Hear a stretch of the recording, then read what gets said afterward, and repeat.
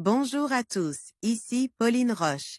Bienvenue sur ma chaîne dédiée à la santé et aux avancées fascinantes en biotechnologie. Si vous êtes curieux de découvrir comment ces innovations transforment notre bien-être et notre avenir, n'hésitez pas à vous abonner pour ne rien manquer. Prêt à en savoir plus? Allons-y! Bonjour à tous. Dans cette vidéo, je vais vous parler du virus de la grippe. Qu'est-ce que c'est exactement? Comment se propage-t-il et quels sont les symptômes à surveiller? Je vais également aborder l'importance de la vaccination et quelques conseils pour vous protéger durant la saison grippale. Restez avec moi pour en apprendre davantage sur ce virus et comment mieux le comprendre. C'est parti! Modèle de virus de la grippe, ou influenza virus, avec en surface la neuraminidase, en vert, et l'hémagglutinine, en bleu. Sanofi Pasteur, Ficker, CC BY NCND 2.0. Le virus influenza ou virus de la grippe, encore appelé influenza virus ou myxovirus. Influenzae est un virus ARN de la famille des Orthomyxoviridae. Ces 8 molécules d'ARN se trouvent dans une capside protéique, à l'intérieur d'une enveloppe. Le virus influenza se transmet par voie aérienne. Caractéristiques du virus influenza ou virus de la grippe. Le virus de la grippe porte un génome à ARN simple brun de polarité négative, compose de 8 segments de 9 sens à 2300 bases. La totalité du génome atteint les 13 500 bases. Ce génome code pour 11 protéines.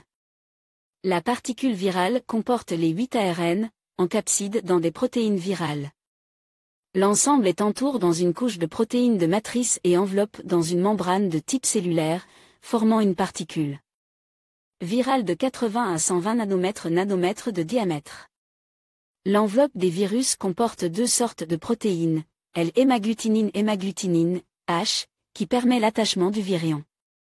Virion à la cellule, et à neuraminidase N, servant au détachement des bourgeons lors de la formation des particules virales.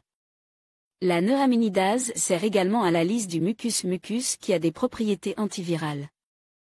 Le virus de la grippe, ou virus influenza, est une structure composée d'ARN et de protéines virales, enveloppées dans une membrane. Dr. Diversité des virus influenza. Il existe 3 types de virus influenza, appelés A, B et C. Les virus A et B sont responsables des épidémies de grippe saisonnière. Les virus de type A sont nommés en fonction des protéines H et N présentes, allant de H1 à H18 et de N1 à N11. Ainsi, les sous-types trouvés dans les infections humaines peuvent être les virus H1N1 ou H3N2. Les virus B présents chez l'homme sont les lignages B, Yamagata et B, Victoria. Les réservoirs de la grippe A circulent chez différents animaux, oiseaux et mammifères, porcs. Alors que les virus B et C sont essentiellement présents chez l'homme. La variabilité du virus est due à des mutations, mais aussi à des réassortiments et échanges génétiques en souches lorsque une même cellule est infectée par 2 virus. Infection par le virus influenza ou virus de la grippe.